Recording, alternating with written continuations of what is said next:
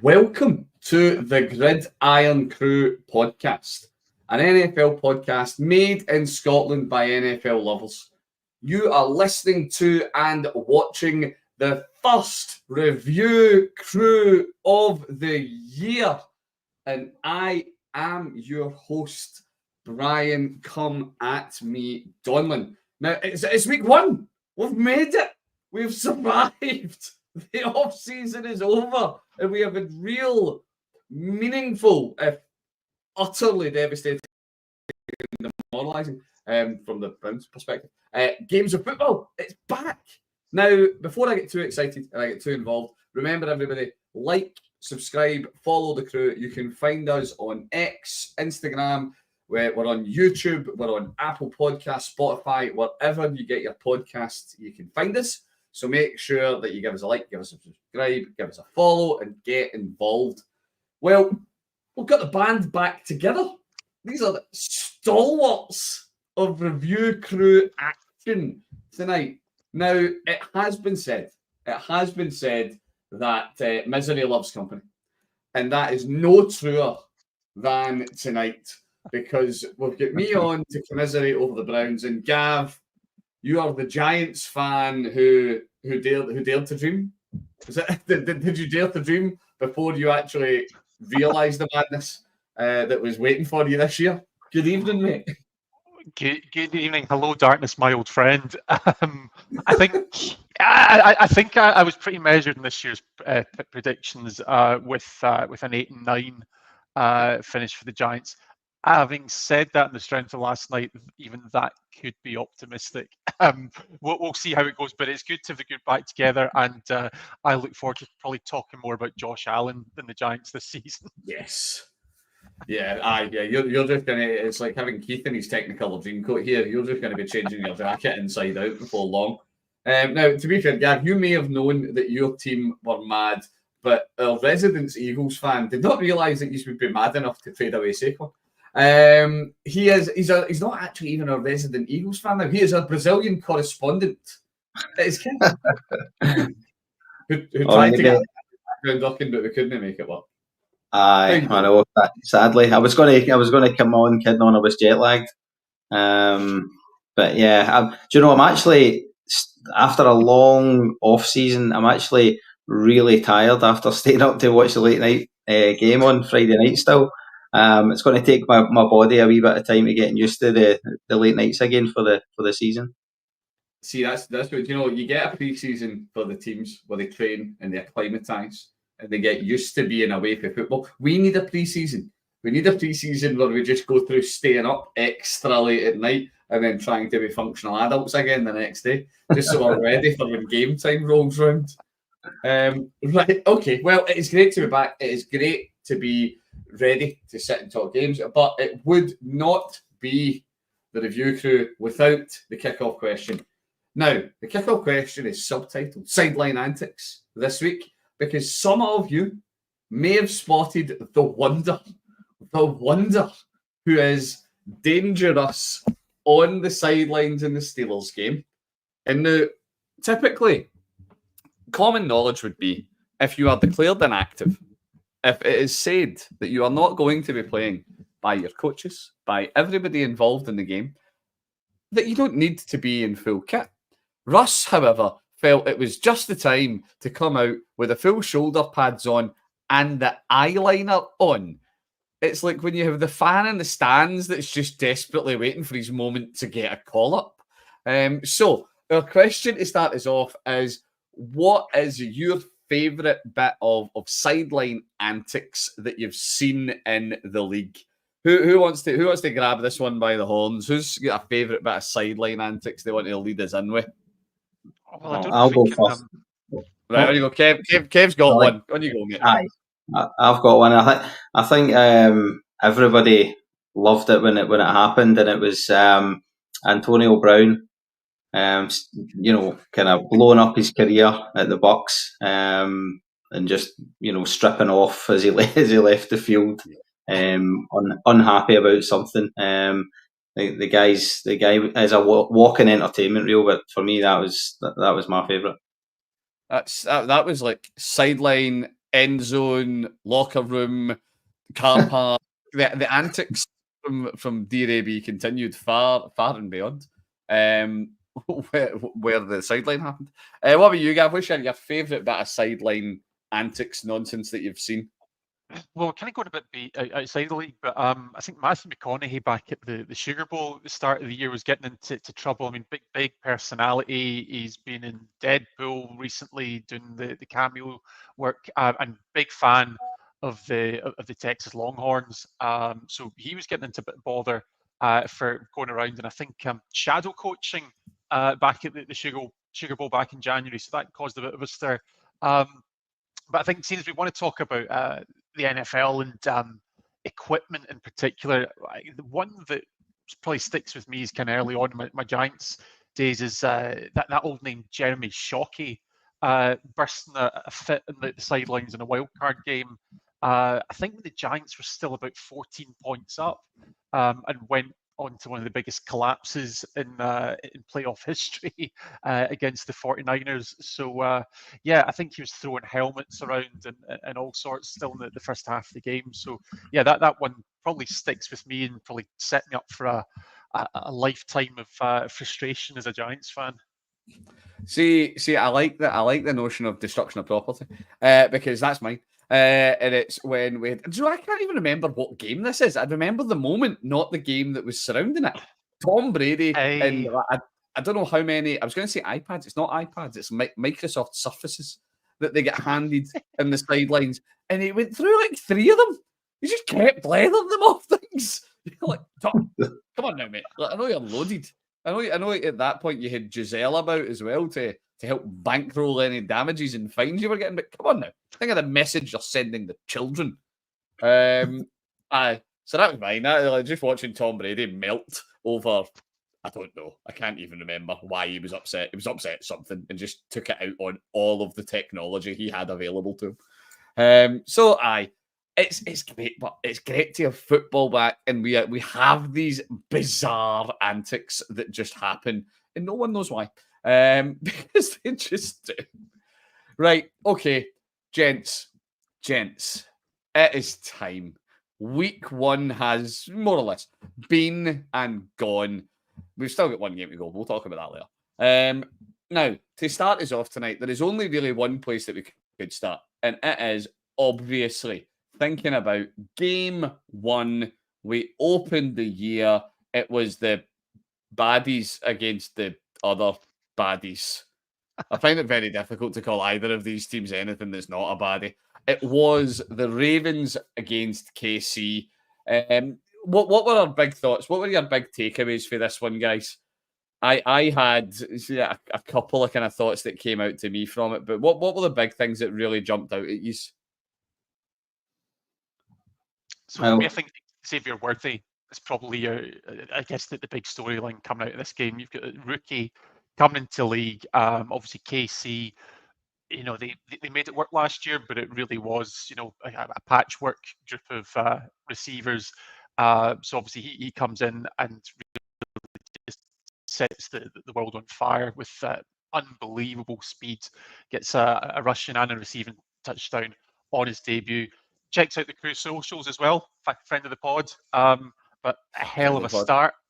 So I think that's takeaway number 1.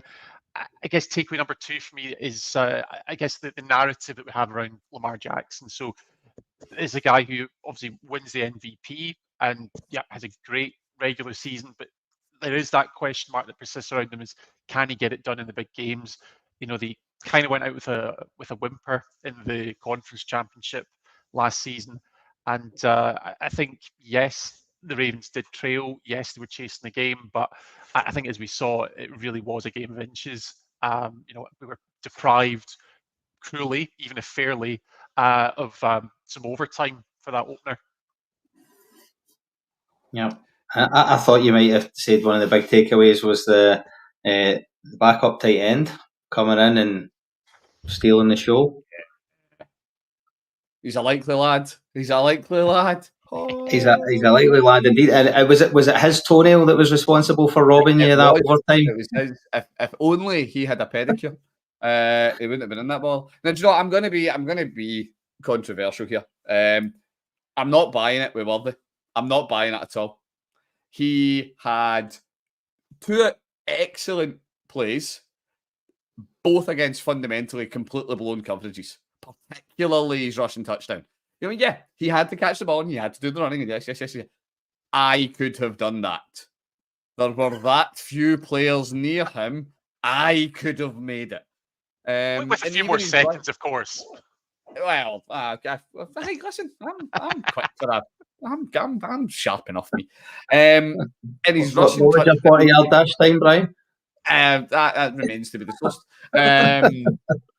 Last time it was checked was very, very quick. I believe my PE teacher back when I was in S6 thought I was just a job at sprinting. But it is, you know, I mean, it's one of these ones. Are we anointing a rookie far too early here? Because this had, you know, now I will counter myself very, well, not counter myself, but I will come back in with and say Rashee Rice looked the real deal. He looks like the Chiefs have found a wide receiver 1, and that's something they have not had since Tyreek. So I'm on board. I'm on the Rice train. You know, I mean, choo-choo, I'm on that one. I'm not having the Worthy hype. I am not having it. His big play for the receiving touchdown was a completely blown coverage. His rushing touchdown was a completely misread. It was an end around, and like the entire Ravens secondary seemed to think they weren't allowed to tackle him. It didn't make any sense. So I don't know. Am I the only person that's sitting here not buying into Worthy? Cav, you're obviously a fan. Kev, where are you with Worthy?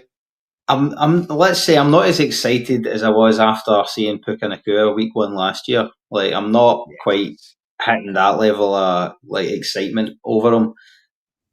I mean, he's a rookie, so you've got to expect that he'll get better as time goes on. So there's reason to be optimistic if you're a Kansas City Chiefs fan. But yeah, I'm not getting giddy at the thought of watching him play next week. Just at the minute. Now, we'll tell you about this because we're going to try and move through a lot of games. So a final point in this before we move on then. A lot was made in the offseason with the Ravens bringing the King on board. Brought King Henry in. Do you know, I was going to read the stat line out. Before I read the stat line out, where are we sitting in Kings? Again, I have feelings. I have opinions. Where are we sitting with King Henry? Do you know what, Kev, you have to take this one first because you are the president, vice president, treasurer, secretary. I don't actually think you let anybody else have an office-bearing position in the King Henry fan club. You've drafted that man in fantasy more times than you've had dinners. So, we all know how I feel about King Henry, and I'm optimistic that he's got one more big season left, especially being in that offense. That it's a step up for what he was in previously at Tennessee, and I think he's going to do a lot of damage to a lot of defenses this year. Right, Gav, where are you at with King Henry? So I'm kind of gonna split the difference here because I agree with Kev. I believe in King Henry. However, I also hear what you said on the predictions pod last week, Brian, and I think he's going to do damage for the Ravens. However, is he going to shift the needle from what they had last year? Because actually, we had guys like Dobbins and Justice Hill and these guys who could still go and rack up the touchdowns on the ground for the Ravens. So, Henry could go and do that. Great. But actually, where's that going to take them to that next level? So I fully believe in Henry, but is that the gap they needed to fill would be my question rather than what Henry's going to do. Right, excellent. Stuff the Perrys. Henry came out last night with a stat line finishing 13 carries for 46 yards and a touchdown, averaging 3.5 yards a carry, which is thoroughly beige. He was saved by a touchdown, and I'm glad you brought up what they had before, Gav, because there was an ex-Ravens running back playing last night, J.K. Dobbins, who finished with 10 carries for 135 yards and a touchdown, plus a couple of receptions that are meaningless.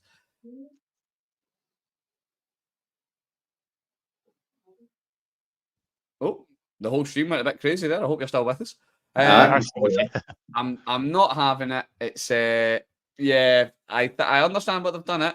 Right. Who was Dobbins? Who was Dobbins up against on the Ravens last or night? on the Chargers? No, last night.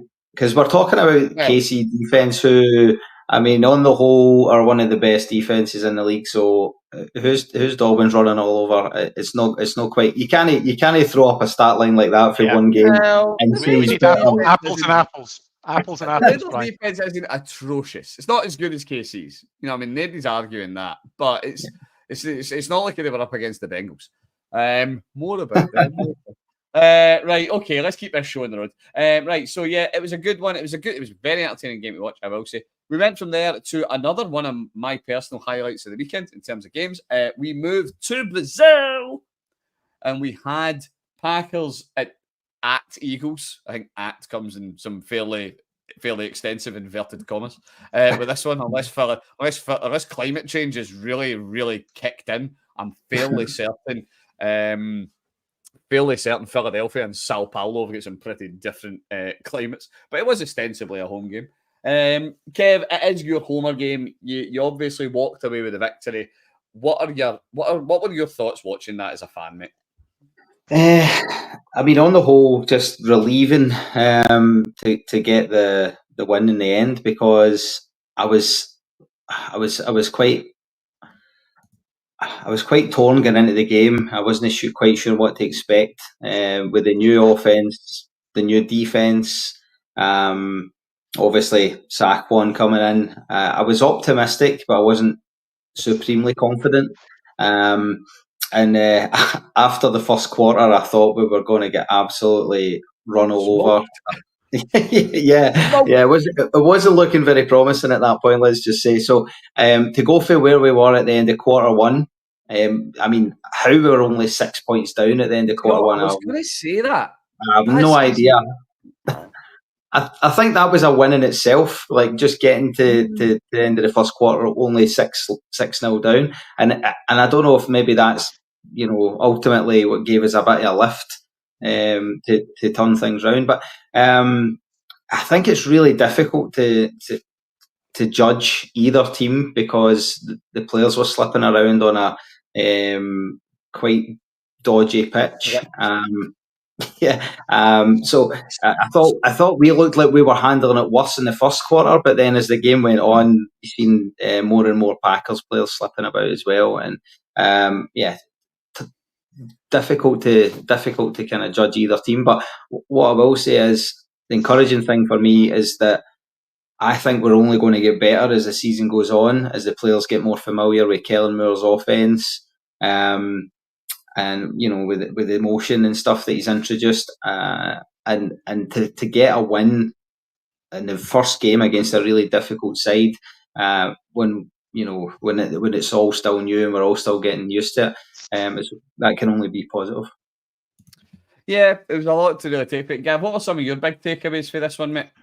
So, I mean, I guess there's two big stories for this one for me, which, first of all, is the story of the night, which is absolutely Saquon. I mean, I'd said before, it's you don't. I genuinely, wish him well at Philly. I think it was the right move to let him move on, but it does absolutely pain you to go and see the guy that you let away go and score 3 touchdowns in his debut for the new team. But I think it just shows that he is fulfilling his potential. Jason Bell had said in his season preview podcast he thought this would be a breakout year for Saquon, which I do think is a bit harsh for a guy who racked up 2,000 yards in his rookie year. Clearly he's not really. He's not really kicked on from that. So is Jay Bell we can expect 3,000 yards this year then? Absolutely. Well, you can send all your questions to the Jason and OC podcast. But yeah, I think we can expect maybe not a breakout, but perhaps a comeback year. This is the second era Saquon that we're going to see in Philadelphia. I guess, though, the other thing we need to talk about, though, is I guess in terms of the season ahead, the impact on Jordan Love's injury on the Packers. Obviously, we were really geared up to see a big contest in the NFC North between the Lions, the Packers, potentially even the Bears. And now, after just week one, that Packers fans are going to have to say, "Can we believe in life after love?" Oi. It's, do you know, well, the thing is, it's a case of you can have that one because I'm having this one. It's Lions and Packers and Bears. Oh my. It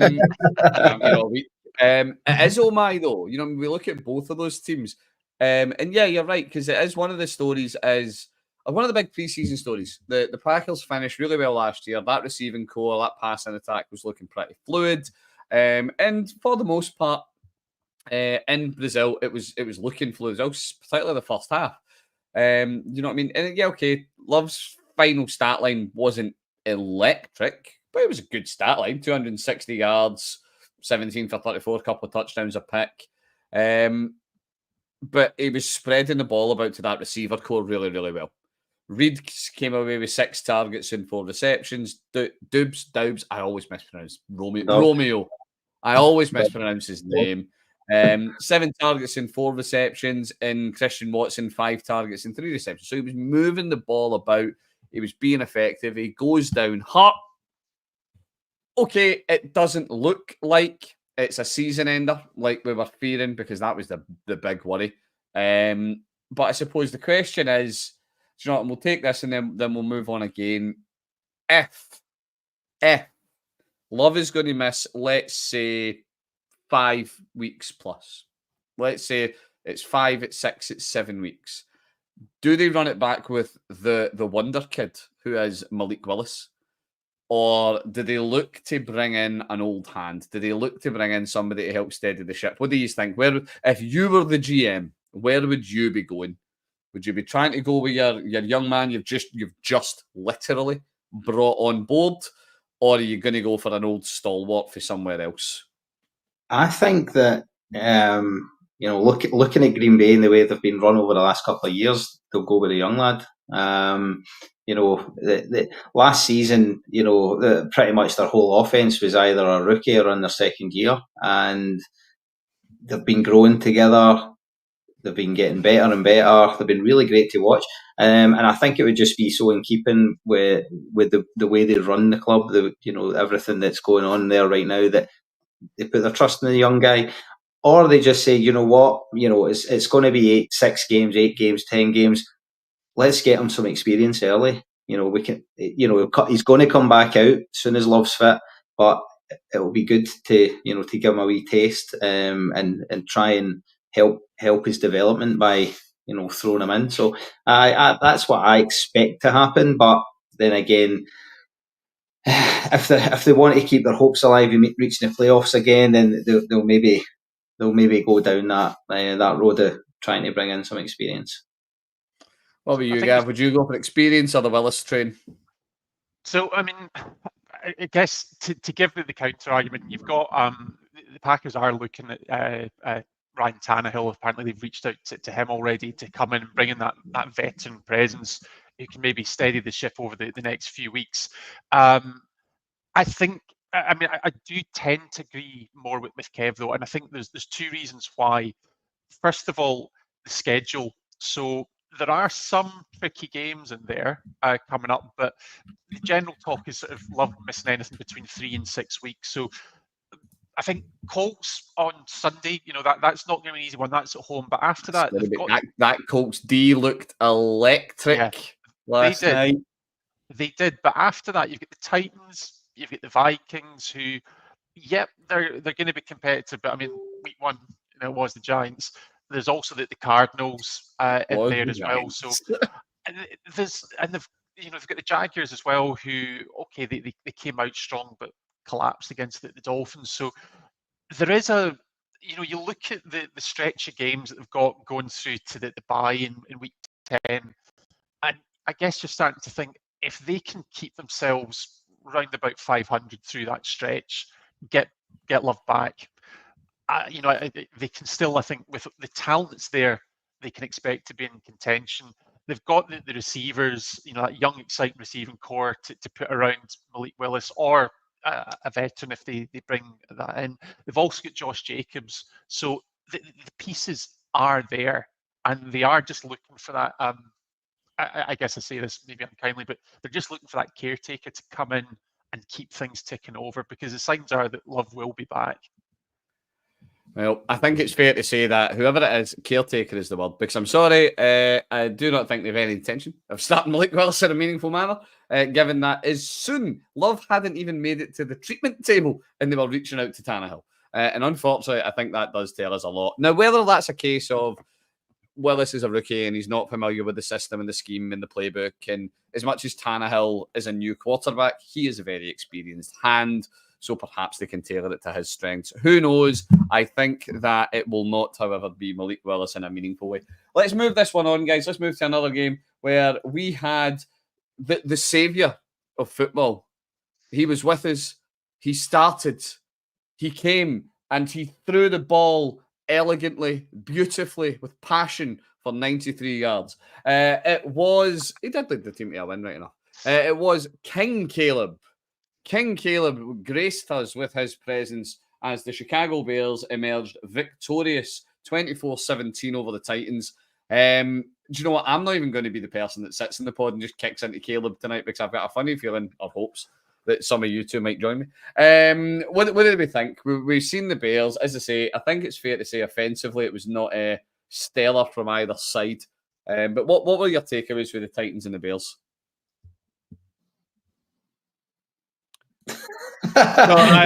Silence is my answer. Silence greets me. Right, do you know what? Okay, I'll ask a different question then. Did anybody see anything in and we will focus on Caleb Williams, because Will Levis was Will Levis, and I'm sorry, Keith, I know you're listening and I know you love Will Levis dearly and you're waiting for the breakout to happen, but I'm sorry, it's not going to happen. Will Levis is a busted flush. Caleb has played one game, and as critical as I am, and I am critical of Will Levis, of Caleb Williams, am I being unkind? To give you the full stat line, because that's going to be the question. His stat line on the night against a reasonable defense. Titans are okay. They're not what I would call an incredible defense, but they're decent. He came away 14 for 29, 93 yards, no touchdowns, no picks. He played a clean game. The big one for me, though, 2 sacks for 29 yards lost. Am I being very unkind? Is it just, well, it's week one, give him some time? Or is there reason early days for the Bears to be concerned with Caleb?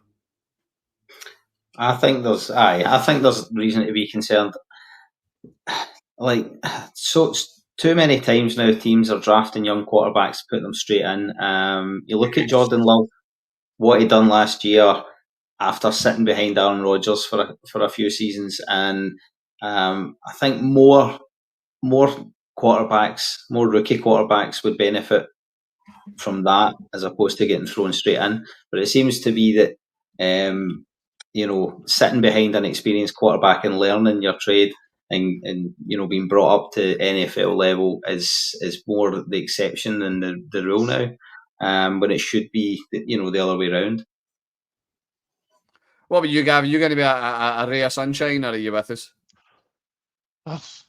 So he's with us. He's trying to think of ways to be nice. If we're talking about Caleb Williams, it wasn't a great start. Let's not kid ourselves. When you're passing in, you're passing sub 100 yards in any game, but in good conditions as well. Chicago can be horrendous at times. It was glorious on Sunday, and he still struggled. I think that is concerning. What I will say, though, is that as much as I think there's a lot of Bears fans out there that do need to manage their expectations, what we've seen, I talked about the Packers having the pieces there.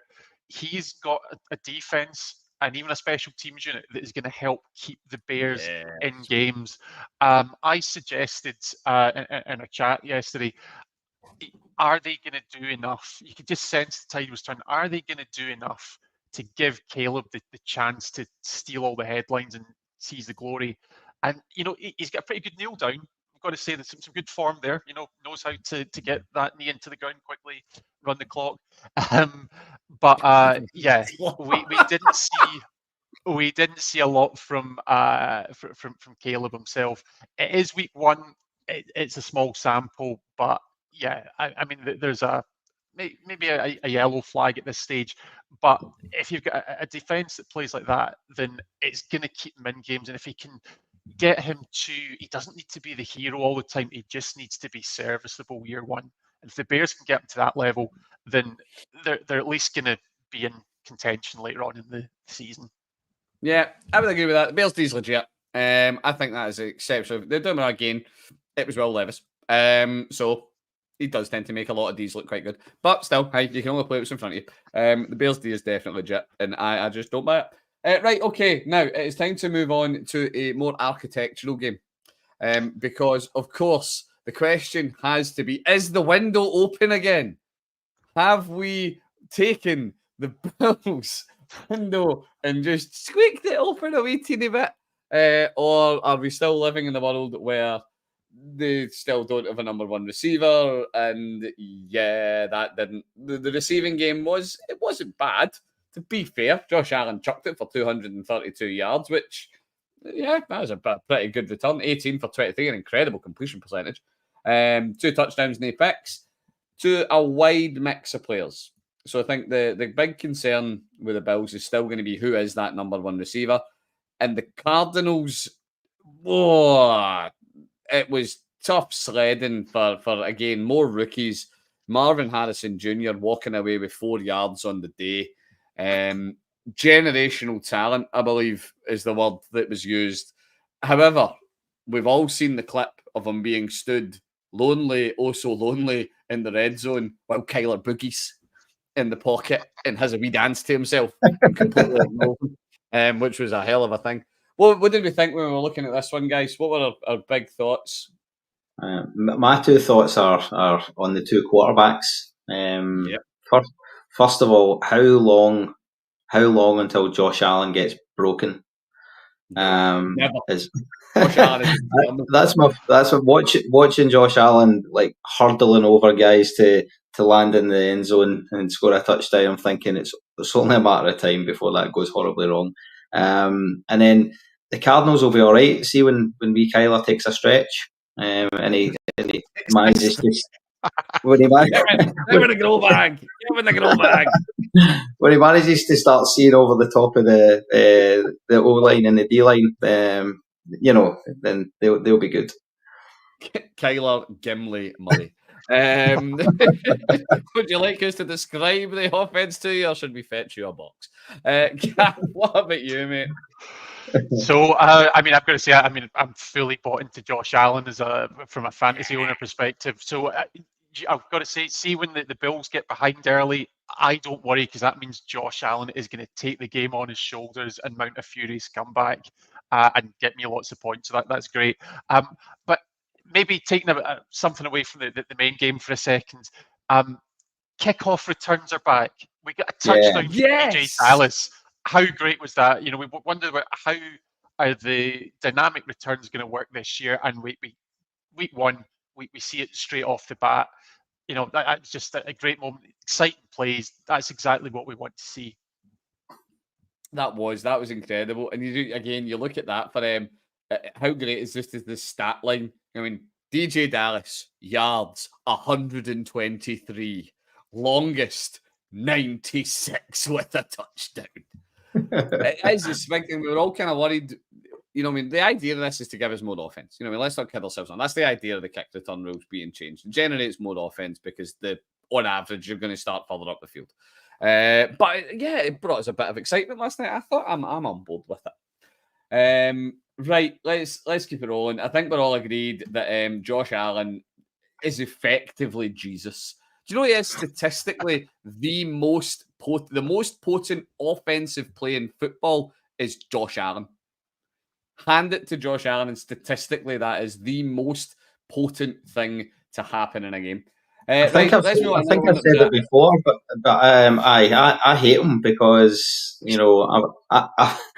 I've had the Bulls kicker in my fantasy team for years, and fourth and 6, and you're like, right, take the points. Not Josh Allen's got. Josh Allen's going to scramble. I've got Josh this. Allen's going to chuck it. So let's move on for Josh Allen. Let's move on for Josh Allen before Kev starts getting flashbacks on him. Right, move on a barnstormer game. I think this is it's going to be in conversation for game of the weekend. Texans and Colts. An absolutely brilliant game from one exceptionally dynamic quarterback in Josh Allen to another exceptionally dynamic quarterback in Anthony Richardson and another just electric quarterback in CJ Stroud, who he might be making his way to proving all of my off-season skepticism wrong, and it's only week 1. What were our big thoughts with this? I was a huge fan of this game for multiple reasons. What were we taking out of this one, guys? Stephon Diggs is back. Mm-hmm. I'm not having this. Diggs is back. No? He with 33 yards on 6 receptions. Yeah. He's back to what? Dink and dunk. Nico Collins is back.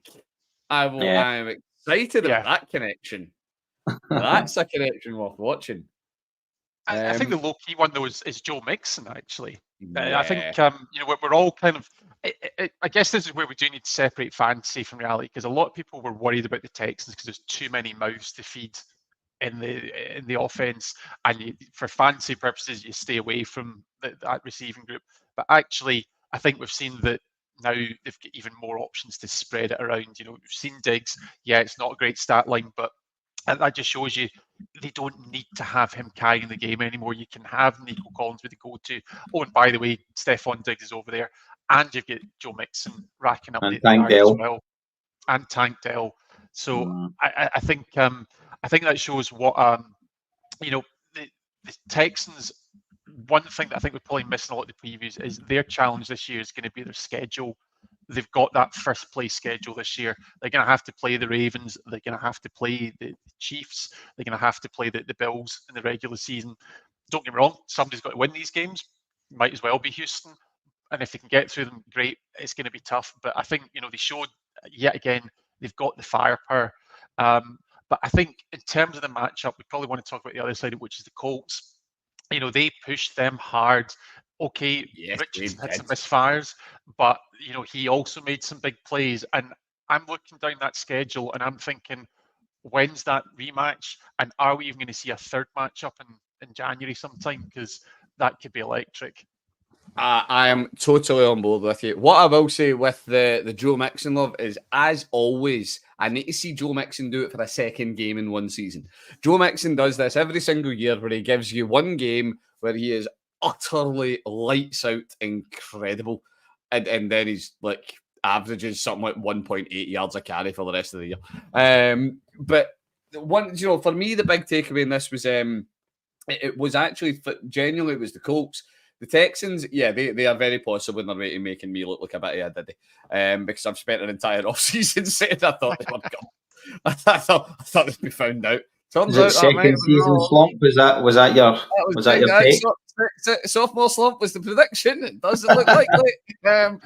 But I need to say the Colts, like the big question was always going to be, is Richardson able to keep it up? Now, he did have a pretty bad pick. But I think we can realistically call this Richardson's rookie year. He played not as much as anybody would have wanted to see last year. And he looked brilliant. And he showed us the flashes of throwing the big long balls. We've seen the 2 bombs to Alec Pierce particularly, which were just incredible passes. And then, yeah, we know that he's a dynamic runner. We know that he can tuck it. We know that he's strong. His rushing touchdown, my word. He should, but if there was any justice in the world, he would have been stopped on the 2-yard line. And he just kept the legs churning and pounded it in. A lot of reasons to be optimistic for both of these fan bases, I need to say. Right now, I'm sorry, and I apologise in advance, but I need to move us from a game that was electric to a game where it would have been better if someone was electrified. We had the Steelers somehow winning against the Falcons. The world's one of the rarest scores in football, 18 points, all from field goals. And yeah, the Falcons, to be fair to the Falcons, and I'm establishing this line of excuse early, the Steelers' D was incredible. And I'm not certain that we can say that was a case of the Falcons' offense being awful, as it was the Steelers' defense being freakishly Steelers' defense good. What were the thoughts on this one, guys? I think we just know who they are when it comes to the Steelers. Yeah. You mentioned not electrified, but actually, this is a solid, well-coached team, and if you don't do the business, they'll take care of you. God damn you, Mike Tomlin. So yeah, that's one way. That's one win off the checklist on the way to 8-9 wins again this year for Tomlin and company. That's the way I look at it. Falcons, I guess that's maybe an early warning sign. We are in the south, but I guess they have been everyone's, the sort of the lukewarm hot take of the off season is that the Falcons are going to clinch the south, and they very well could. They very well could. It usually doesn't take a lot over the past few years, but yeah, they're going to have to do better at home against a sort of traditionally 500 team. Kev, what was your big thoughts on this one, mate? Anything jump at you? Not really, no. I expected a wee bit more from the Falcons, but like you've already said, the Steelers' defense is pretty tough. So and the Falcons it. It's the one thing with the Steelers' defense, and I can't believe I am about to say this out loud. TJ Watt, he had a great night. He should have had another 2 strip sacks. And then, okay, one he was offside. One he went early, and fair enough. The other one, it was a foul in the secondary that cost him it. And you're like, oh, think about how much worse it would have looked if he was given those as well. One, we can't ignore this. Boswell, what a night for him. Sat there, 6 of 6, 100%, longest from out of 57. Bravo. You know what I mean? A lot of love. We're well known for loving the kickers here on the crew. A lot of respect for a position that's much maligned in football. So we have some love. Right, moving on to one of the big surprises of the early slate of games. We had the Patriots doing over the Bengals. Now, this is one. Now, some of you may have seen on the socials that the Gridiron Crew are running a charity Survivor Series this year, and we are raising some money for the Scottish Association for Mental Health, and we lost around about 66% of the Survivor Series in 1 week because of the amount of people that backed the Bengals to do the Patriots over, and that didn't happen. So what was did any big takeaways for this? I had one takeaway from this game, and honestly, it is 1 and 1 only, and it's on the Bengals side. I'm going to keep it under my hat for a minute. What were your guys' thoughts with this one? Did anything jump out at anybody? Week one's going to week one sometimes. Yeah. I guess it's really tricky to say because I know we've talked about early warning signs and blah blah blah. At the end of the day, you never know quite what you're going to get early on in the season, and sometimes you do have a bad day, and maybe the Bengals can turn it around. I think one of the things that we talked about as being to the Bengals' advantage is they have a 4th place schedule this season, and then a division as tough as the North. That should really be an advantage for them, but obviously, you go to the Patriots, who are down there as potentially, they were one of the favourites for the worst team in the league this year. That hasn't happened. So, next up for the Bengals is Kansas City. It doesn't get any easier. And then all of a sudden, you've got some people's Super Bowl pick in danger going 0-2 to start the season. Yep. Kev, any big ones for you in this one, mate? No, not really. I don't know. I think that the Patriots are so boring to watch. All of New England rising up against Kev. Yeah, and my brother. Yeah, who fair? You don't even need to worry about. You don't even need to worry about Hampshire. You need to worry about Hamilton. Right. So, do you know my takeaway for this? And it's not even about right. Okay, one Mondre, well done, hat tip. If I was wearing one, I would tip it to you. 25 carries for 120 yards, a touchdown is fantastic. Well done, Chief. My God, the Bengals need run defense. Like someone send a message to somebody that makes pies, send them to Cincinnati, and get that entire O line on a bulk plan. They are so lightweight. They get bullied so aggressively off the ball. This could be a long year for the Bengals. It really could. Burrow, I'm sorry, he doesn't really look like he's shaking the injury fully. And yeah, they are going to get bullied about by any team that can try and get physical with them. Right, let's move to one of the games. Now, this game I loved purely because of how uncomfortable every single player looked. It was like something like 55,000 degrees in Miami. The humidity was like 60,000%. And basically, the players weren't so much running routes as swimming them. But we got a game that, while it wasn't massively highly scoring, I thought it was a really interesting contest. We had the Dolphins came away 2017 winners, and there was a couple of moments in it where it spun on a 2p. It was really tight for the whole game. Did anybody have any particular big moments in this one that they were watching and they were thinking, yeesh, either good or bad for either of these teams that really jumped out at you, other than people nearly getting arrested beforehand, but we'll maybe talk about that later. Is this a case of speed kills as speed kills again? Do we just see, are the Dolphins fundamentally just running it back with speed kills? Speed kills on speed. I think so. I mean, we saw obviously the connection between Tua and Tyreek Hill for Bomb. Jalen Waddle, again, I know he had a bit of an injury, but I think he was able to return to the game. Yeah, so came back. The weapons are still there. I guess what we're also seeing in the backfield for Miami is that shift from Mostert towards A-Chain, really picking up the load. And I think actually another back, Jeff Wilson Jr. Jeff Wilson Jr., yes, picking up the yards as well. So, that is a loaded offense, and it's just, can they keep up the pace? I think we see that year after year from the Dolphins. Great early season. Can they keep it going on into the winter? Yeah, some of the big talking points. I don't know if you caught much of the Jags backfield of the big interesting story coming out of Jacksonville. Travis Etienne Jr., hot ticket. Everybody thinks the world of him. 12 carries for 44 yards. Now, yes, he got a touchdown, and yes, he did. He also had a pretty bad fumble. Then we bring in Tank Bigsby, and he's got 12 carries as well. Didn't get a score. 73 yards, though. Almost twice as efficient.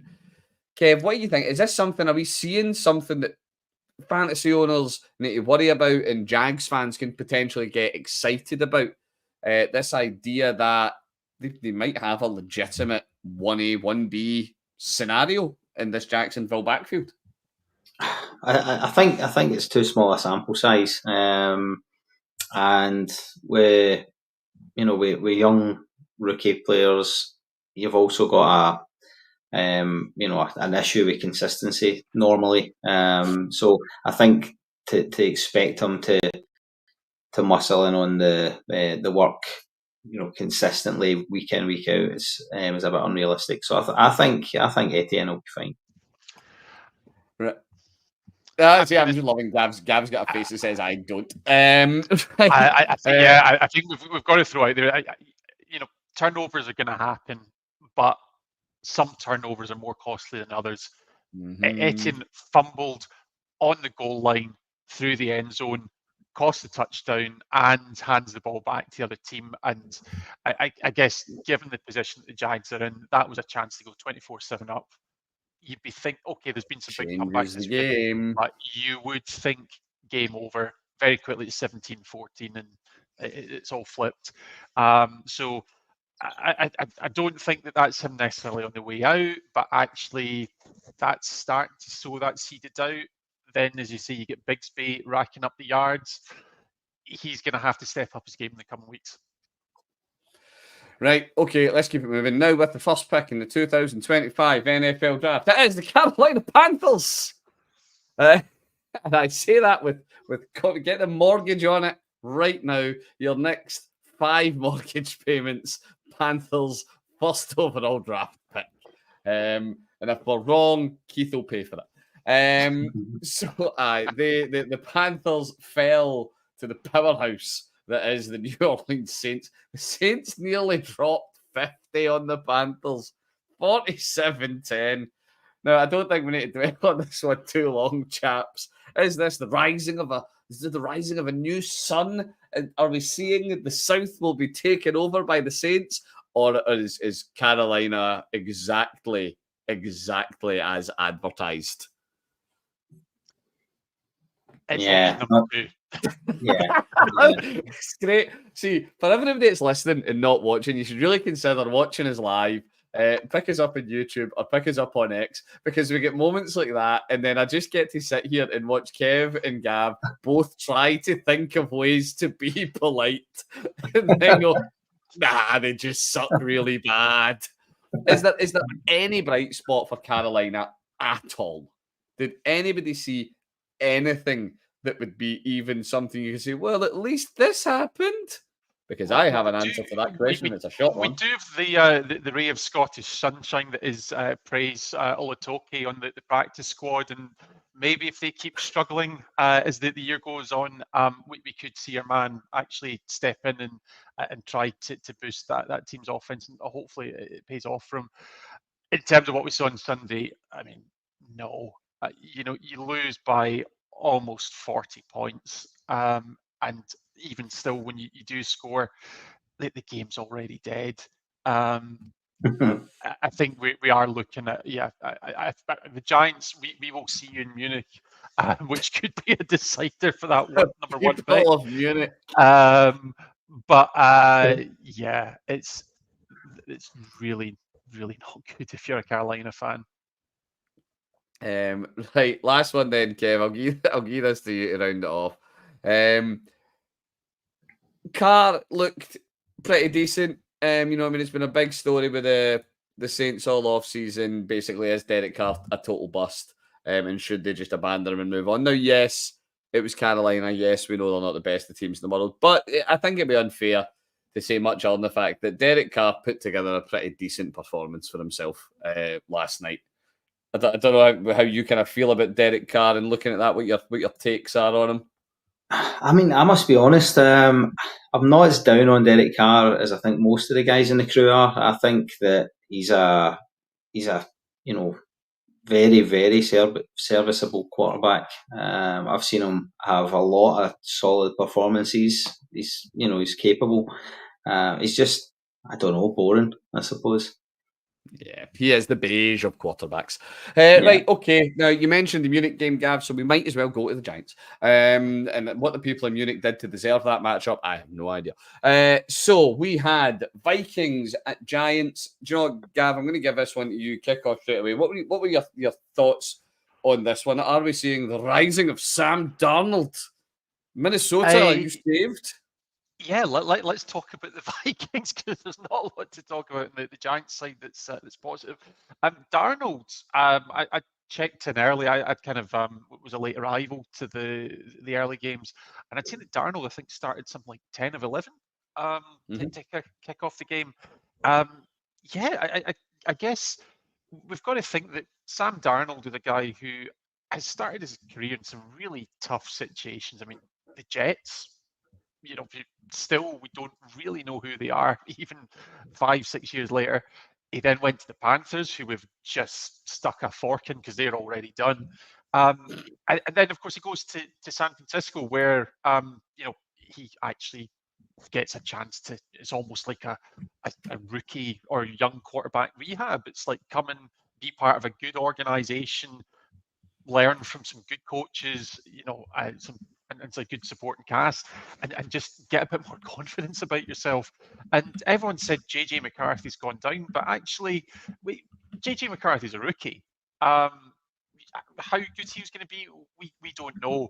A lot of people were freaking out about how Justin Jefferson's going to do this season without his number one quarterback. But actually, I think what we're seeing is that, there are pieces in that Vikings locker room that, okay, that's a tough division with the Lions and even the Packers when Love gets healthy again. But I think that the Vikings are going to be a tough opposition for anyone. Don't get me wrong. I think that the Giants literally handed it to them in parts of that game last night. But I think if you're a Vikings fan and you saw JJ McCarthy's injury and thought, okay, we're on to 2025, actually, you've got reason to keep watching with Sam Darnold. Okay, it's interesting because, as we say, I think reason to keep watching is the way to look at it, because I think that's all that the fans are really after. Once JJ went down, most Vikings fans thought their season was cooked. Unfortunately, I think the Giants fans now know that their season is cooked. Right, we're going to keep rolling, guys. We're going to keep moving. Kev, I'm going to come to you for the next one. We're going to start moving through these with some pace. We had Chargers coming at 22-10 victors over the Las Vegas Raiders. Is there actually cautiously reason to be optimistic for the Chargers? We've seen the Chargers were a team that they underperformed. I don't think that's unfair to say last year. They lost every piece on offense that they had, right enough. But that was actually a decent performance. Is this a case of we got exactly what we thought we were getting out of the Chargers this year? Run first, smash mouth football. Yeah, I mean, I'm not so sure it's reason to be cautiously optimistic for the Chargers. I think it's more reason to be really concerned if you're a Las Vegas Raiders fan, because I don't think the Chargers are going to pull up trees this year. I don't think they're going to be great. So I think it's a big worry if you're a Raiders fan. Yeah, it is one where we'll be looking to see if Davante Adams appears in another season of receivers in a different team. Right, we're going to keep the pace up. We're going to keep it rolling, guys, towards the end of this one. We've got 4 more games that we'll make some quick references to, and then we're going to wind this show up.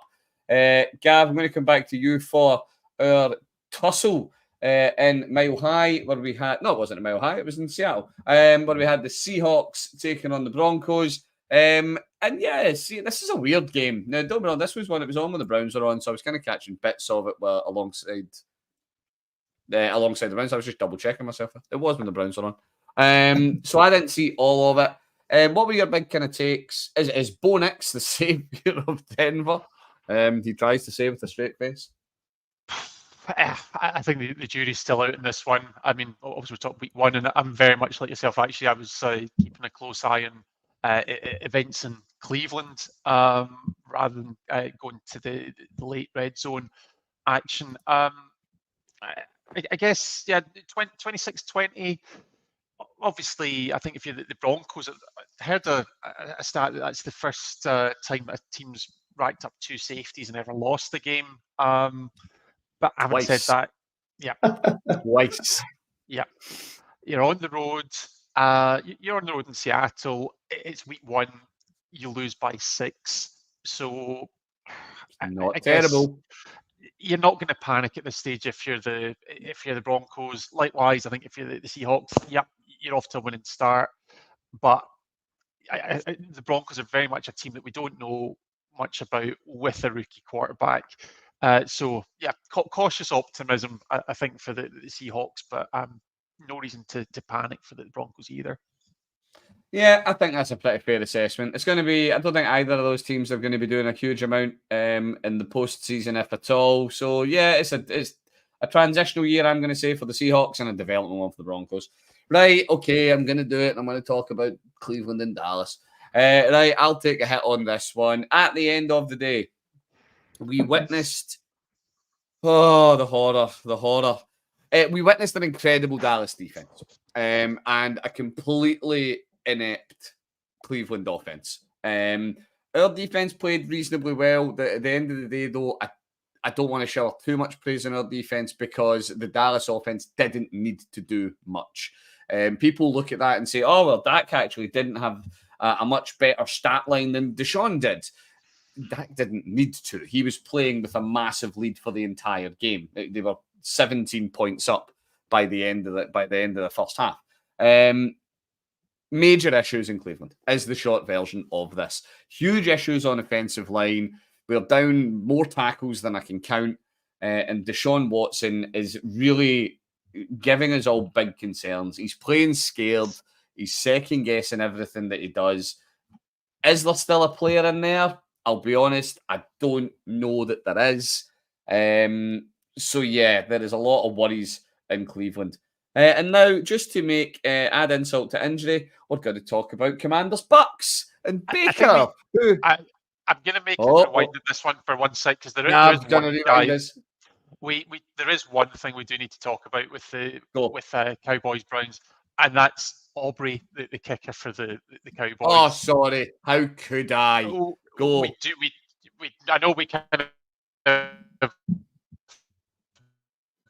of glossed a wee bit over the 6 field goals in the Steelers game, but 66 yards. He tees or should have tied the NFL record, only for it to be wiped out by a delay of game penalty. That guy's got a leg on him, and he was getting ready to kick from 71. he knew he could do that. He knew he had 71 in him. Big points coming there, yeah. Yeah, even being on the opposite side of that. Nah, even being the opposite side, I said in our chat last night when we were watching the games, I want to see this go in because how can you not root for that?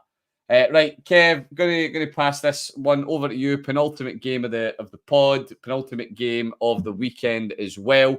It was the Commanders playing the Bucks. The Bucks ran away with reasonably comfortable victors in the end, 37-20. But there was some kind of decent stuff to see in here. Did you have any particular thoughts on this one, mate? Yeah, even year Baker, he's looking hot. I also was quite disappointed in Washington because on our NFC East season preview, I was talked into expecting big things from them this year from our guests. So yeah, I thought they were very underwhelming, but at the same time, yeah, Baker's looking good. I will say we had Scott Harley chucking a couple of comments at us in the chat earlier on, and one of the big points he was making as a Commanders fan was how good Jaden Daniels was looking with his feet. He racked up 88 yards and a couple of touchdowns in the day. Need to see him through the air though. The passing is something that needs work, but it's something. He's a rookie. He's got time to develop. And yeah, the Commanders. It's something that he can look to try and do there. I still think they're a sneaky shout to be better than we all think this year. Right, last one. Then we're going to tidy this one away, Gav. Final game of the slate yesterday, prime time.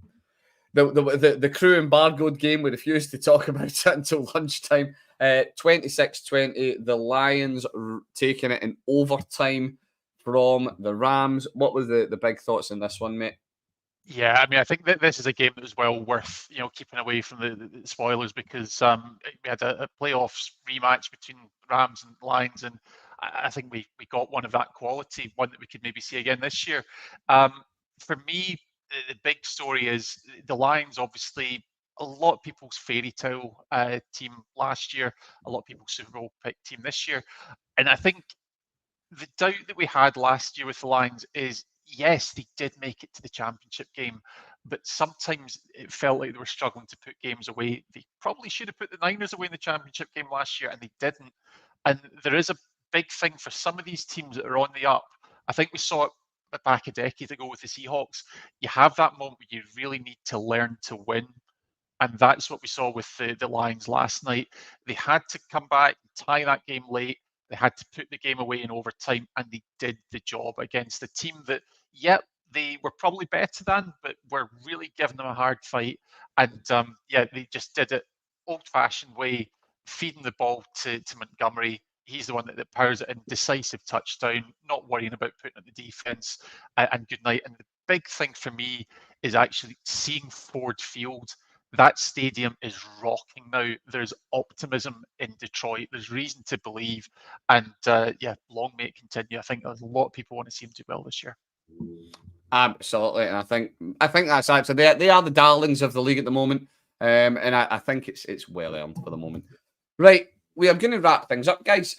But as always on the crew, we like to finish off with a wee statistic of the week. I did have two this week, but Gav pinched one earlier when he started talking about games when the first team to lose 2 games in which he scored 2 safeties. So thanks for that, Gav. But our second statistic of the week, just as well ahead of back up. There have only been 2 quarterbacks in modern NFL history that have attempted over 25 passes in their debut game and thrown for fewer than 100 yards. Gentlemen, can you name either? One of them we've talked about this evening. Well, yeah, I think we know who the story is for tonight. In Caleb Williams. My guess for number 2 is going to be Jamarcus Russell. No, it's not a bad guess, though, but it's not Jamarcus Russell. Do you have a punt for the other one, Kev? It is a quarterback name that you will know, but it is by no means a starting quarterback or a household name. Nah, I was going to go for Fields. Nah, it is Desmond Ridder. Desmond Ridder? Yeah, Desmond Ridder. So that is what it is. Right, with that, folks, that brings week 1 to a close. Well, if you forget the small matter of the return of Aaron Rodgers to the league in a face-off with the San Francisco 49ers that we all have to look forward to tonight. Now, remember, the preview crew is back too. They will be live on Thursday to get you ready for week 2. So remember to tune into that one. Now, remember as well, you can keep in touch with the crew. You can find us on X at Irn-Cru. We are on Insta at grid_iron_crew. And I would be remiss at this point, folks, if I didn't point out that you may have noticed some of the incredible content that has been coming out on some of the crew's socials. And for that, we have the one, the only social media magnate himself, Gav, to thank, as he has been putting in an absolute shift behind the scenes. So, Gav, you, again, if I was on the hat, I would tip it, sir. You can find us on Apple Podcasts. You can find us on Spotify. We are wherever you get your podcast. Help grow the community. Give us a like, give us a subscribe, and get in touch. You've seen that we had Scott getting in touch earlier. We love to hear from you guys. It gives us stuff to talk about. With that all said, Kev, thank you very much, sir. It's been great to be back on with you. Thank you. And Gav, as always, mate, thank you very much. It's been great to have this one. Getting, as you said yourself, as you coined the phrase, bringing the band back together, mate. It has been a good one. Absolutely. Yeah, absolute pleasure, guys. Good to be back. And yeah, let's keep it rolling. So, until week 2, we will see you next time, folks.